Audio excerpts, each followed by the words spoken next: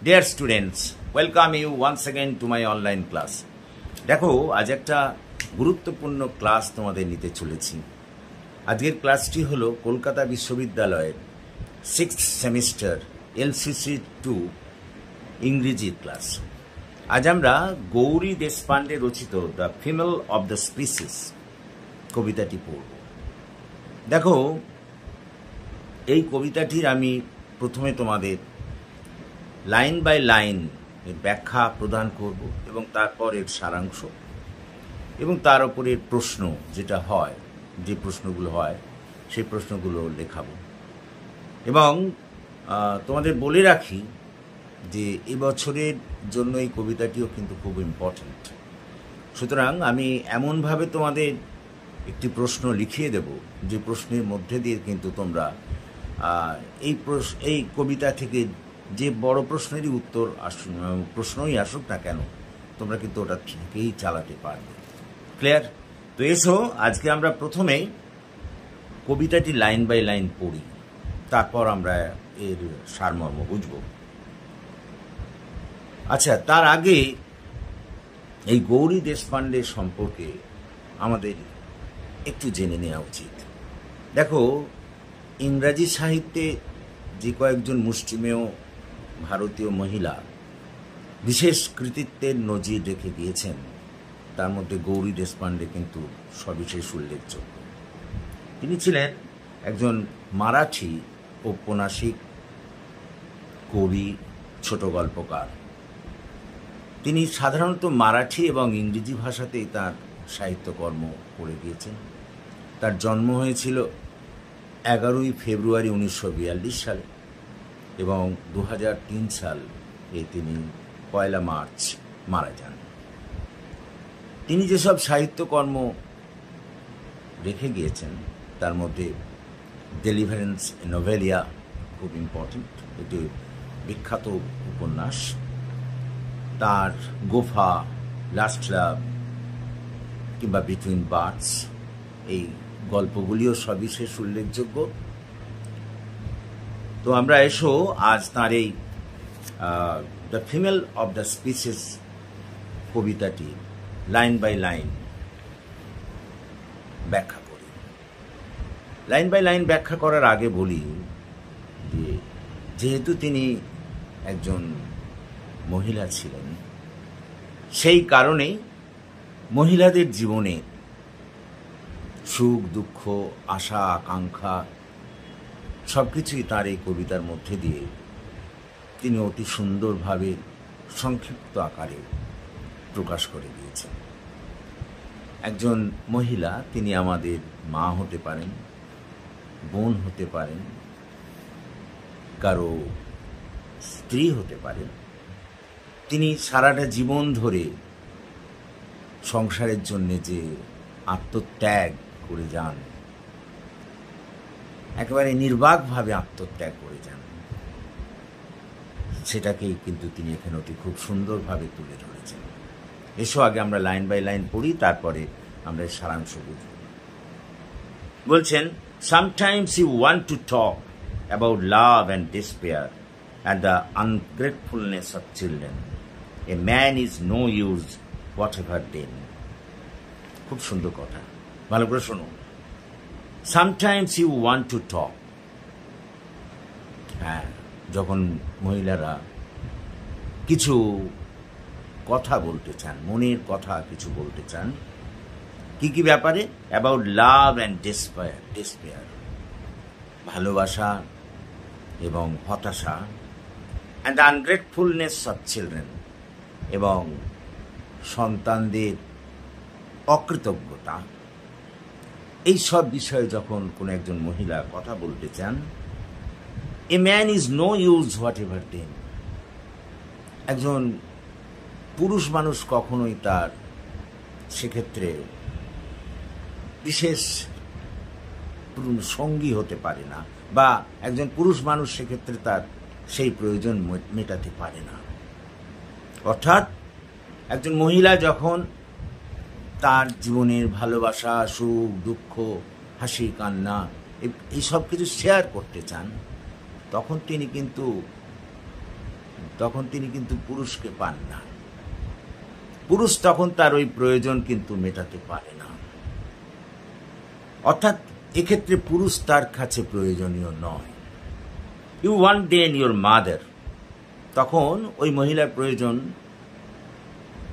মহিলার সঙ্গী, অর্থাৎ তার সেই সঙ্গী মা হতে পারে, অর সিস্টার, বোন হতে পারে, or the girl whom you went through school, এমনকি সেই মেয়েটি হতে পারে যার সঙ্গে ওই মহিলা স্কুলে গিয়েছেন। অ্যান্ড ইউর ফার্স্ট লাভ, তার প্রথম ভালোবাসা হতে পারে। অ্যান্ড দ্য ফার্স্ট চাইল্ড, তার প্রথম সন্তান, এ গার্ল, অবশ্যই কন্যা সন্তান হতে পারে। অ্যান্ড ইউর সেকেন্ড, এবং দ্বিতীয় সন্তান হতে পারে।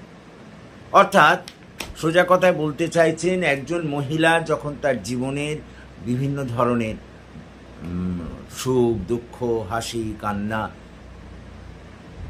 এই সমস্ত কিছু তার মনের ভাব ব্যক্ত করতে চান, তখন কিন্তু পুরুষ মানুষ তার সেই প্রয়োজন মেটাতে পারে না। তখন তার প্রয়োজন হয় একজন মহিলাকে। সে মহিলা তার মা হতে পারেন, তার বোন হতে পারেন, কিংবা তার সেই বন্ধুটি যার সঙ্গে সে ছোটবেলায় স্কুল গিয়েছে সে হতে পারে, অথবা তার কন্যা সন্তান হতে পারে। তাদের সঙ্গে ওই মহিলা কিন্তু নিজের জীবনের সুখ দুঃখ, হাসি কান্না সব কিছুই শেয়ার করতে পারেন, তাদের সঙ্গে ভাগাভাগি করতে পারেন। কিন্তু পুরুষ মানুষের সঙ্গে ভাগাভাগি করতে পারেন না, কারণ পুরুষ তাকে সেই সময় দেয় না। সারাদিন রাত সে তার বাইরের জগতের সঙ্গে থাকে, সংসার চালানোর জন্য অর্থ উপার্জন করে। স্বাভাবিকভাবে মহিলাকে তিনি সেই সময় দেন না, অর্থাৎ মহিলার মনের মধ্যে যে সমস্ত সুখ দুঃখ, হাসি কান্না লুকিয়ে আছে, সেগুলো পুরুষ মানুষের সঙ্গে কোনো মহিলা শেয়ার করতে পারেন না। তার জন্য প্রয়োজন একজন মহিলা সঙ্গী। সে সঙ্গী অবশ্যই হতে পারে তার মা হতে পারেন, ওই মহিলার মা হতে পারেন, ওই মহিলার বোন হতে পারেন, ওই মহিলার বান্ধবী হতে পারেন যার সঙ্গে ছোটবেলায় তিনি স্কুলে গিয়েছেন, এমনকি ওই মহিলার কন্যা সন্তান হতে পারেন। এদের সঙ্গেই একমাত্র ওই মহিলা নিজের জীবনের সুখ দুঃখ, হাসি কান্না সব কিছু শেয়ার করতে পারেন। তারপর তিনি বলছেন, you sit with them and talk. স্বাভাবিকভাবেই ওই মহিলা যিনি তার নিজের মনের ভাব প্রকাশ করতে চান, তিনি ওই অন্যান্য মহিলাদের সঙ্গে বসেন এবং তাদের সঙ্গে কথাবার্তা বলেন। She sees and you sweet and sit. হ্যাঁ, তখন ওই কথোপকথনের সময় তারা তাদের জীবনের যে সমস্ত ঘটনা, সেই সব ঘটনাকে সংযুক্ত করে নিজেদের মধ্যে আদান প্রদান করতে থাকেন এবং সেই সব আলোচনা চা চক্রের মধ্যে দিয়ে চলতে পারে, চা পান করতে করতে। And speak of the rate of rice, তখন তাদের এই কথোপকথনের মধ্যে উঠে আসে চালের দাম, and the price of tea, চায়ের দাম, and the scarcity of cheese, পনিরের অভাব। You know both that you have spoken. তখন ওই মহিলা বুঝতে পারেন যে তিনি কি বলছেন। Of love, despair and ungrateful children. হ্যাঁ, তখন ওই মহিলা তাদের সঙ্গে তার জীবনের সুখ দুঃখের বিভিন্ন যেসব ঘটনা আছে, তার ভালোবাসা, তার হতাশা, তার দুঃখ আক্ষেপ, অকৃতজ্ঞতা যা তিনি অন্যান্যদের কাছ থেকে পেয়েছেন, সন্তানদের কাছ থেকে পেয়েছেন, সেই সব কিছুই তাদের সঙ্গে কিন্তু তিনি শেয়ার করতে পারেন, একটু হালকা হতে পারেন। এই হচ্ছে লাইন বাই লাইন এক্সপ্লেনেশন। দেখো, এটা যদি আমরা সারমর্ম করি তাহলে এটাই আমরা বলতে পারি যে কবি গৌরী দেশপাণ্ডে এই কবিতার মধ্যে দিয়ে মহিলাদের আমাদের সাংসারিক জীবনে আত্মত্যাগের দিকটিকে অতি সুন্দরভাবে ফুটিয়ে তুলেছেন। তিনি বলতে চেয়েছেন যে একজন মহিলা যে সংসারের আমাদের আভ্যন্তরীণ কাজকর্ম দেখাশোনা করেন, তিনি কিন্তু তার প্রাত্যহিক জীবনে যেসব সুখ দুঃখ হাসি কান্না থাকে সেই সব বিষয়কে বলার মতো পুরুষ সঙ্গীকে পায় না। কারণ পুরুষ সঙ্গী তাকে সেই সময় দিতেই পারে না। সারাদিন রাত তিনি সংসারের উপার্জনের জন্য ব্যস্ত থাকেন। স্বাভাবিকভাবে একজন মহিলাকে তার সুখ দুঃখের কাহিনী বলার জন্য মহিলা সঙ্গী খুঁজে নিতে হয়। এখন সেই মহিলা সঙ্গী তার মা হতে পারেন, বোন হতে পারেন, বান্ধবী হতে পারেন, এমনকি তার নিজের কন্যা সন্তানও হতে পারেন। তারা তখন নিজেদের মধ্যে কথোপকথন করে নিজেদের জীবনের টুকরো টুকরো ঘটনাকে জুড়ে কথা বলতে থাকেন। কিন্তু আশ্চর্যের বিষয় হলো এই যে তারা যখন কথোপকথন করেন তখন ওই মহিলা যিনি তার নিজের মনের ভাব প্রকাশ করছেন, তিনি তার প্রতি যে সমস্ত অন্যায় অবিচার ইত্যাদি করা হয় সেগুলিকে না বিশেষ গুরুত্ব দিয়ে তিনি বিশেষ গুরুত্ব দেন সংসার চালানোর বিভিন্ন বিষয় নিয়ে।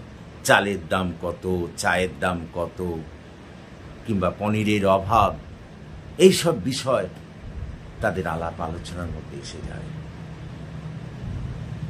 একজন মহিলা সংসারে যে মূল্য পাওয়ার কথা সে মূল্য কিন্তু তিনি পান না। সবকিছুই তিনি নিঃশব্দে সহ্য করে সংসারকে এগিয়ে নিয়ে যান। ওই ফুল যেমন তার সৌগন্ধ দিয়ে নিজে ঝরে যায়, কিংবা ওই আগরবাতি বা ধূপ যেমন নিজের সৌগন্ধ দিয়ে অপরকে আমোদিত করে নিজে নিঃশেষ হয়ে যায়, ঠিক তেমনিভাবে আমাদের সংসারের মহিলারা সারাটা জীবন সংসারের জন্য তারা পরিশ্রম করে যান, সংসারের জন্য আত্মত্যাগ করেন, সংসারের জন্য নিজেদের সব সুখ আশা আকাঙ্ক্ষা বিসর্জন দেন। সংসারের অপরের সব কিছু দেখতে গিয়ে নিজের কথা ভাবতে পারেন না। যেসব আঘাত পান মনে মনে সহ্য করে নেন, তার প্রতিশোধ নিতে চান না, বরঞ্চ সকলের সেবায় নিজেকে উৎসর্গ করে দেন। সেই সব মহিলাদের আত্মত্যাগের কথাই এখানে কবি বলেছেন। সুতরাং এই কবিতার মধ্যে দিয়ে কবি আমাদের সাংসারিক জীবনে মহিলাদের আত্মত্যাগের দিকটিকে যে অতি সুন্দরভাবে ফুটিয়ে তুলেছেন তাতে কোনো সন্দেহ নেই। সুতরাং তোমরা বুঝতে পেরেছ আশা করি যে এই কবিতাটির মধ্যে দিয়ে কবি গৌরী দেশপাণ্ডে প্রকৃতপক্ষে মহিলাদের যে সুখ দুঃখ হাসি কান্না, তাদেরও যে একটা জীবন আছে, তাদেরও যে আশা আকাঙ্ক্ষা আছে, তাদেরও যে কিছু বলার থাকতে পারে, সেই বিষয়গুলোকে অতি সুন্দরভাবে ফুটিয়ে তুলেছেন। এবং একই সঙ্গে তারা যেভাবে ওই সংসারের জন্য আত্মত্যাগ করে যান, সংসারের সকলের ভালো মন্দ দেখতে গিয়ে নিজেদের দিকে তাকানোর সময় পান না, সেটাকেও তিনি কিন্তু এই কবিতার মধ্যে দিয়ে অতি সুন্দরভাবে ফুটিয়ে তুলেছেন। সব দিক দিয়ে কবিতাটি বিশেষ তাৎপর্যপূর্ণ হয়ে উঠেছে। তো দ্যাটস অল। আশা করি তোমরা বুঝতে পেরেছ, এবং যদি বুঝতে পারো তাহলে প্লিজ তোমরা আমার এই ক্লাসের কথা তোমাদের বন্ধু বান্ধবদের মধ্যে শেয়ার করো, এবং একই সঙ্গে তোমরা যারা এখনও আমার এই চ্যানেলটিকে সাবস্ক্রাইব করো, প্লিজ সাবস্ক্রাইব মাই চ্যানেল। আমাকে এগিয়ে আসতে সাহায্য করো যাতে আমি তোমাদের আরও বেশি করে সাহায্য করতে পারি। That's all for this day. Thank you. Have a good day.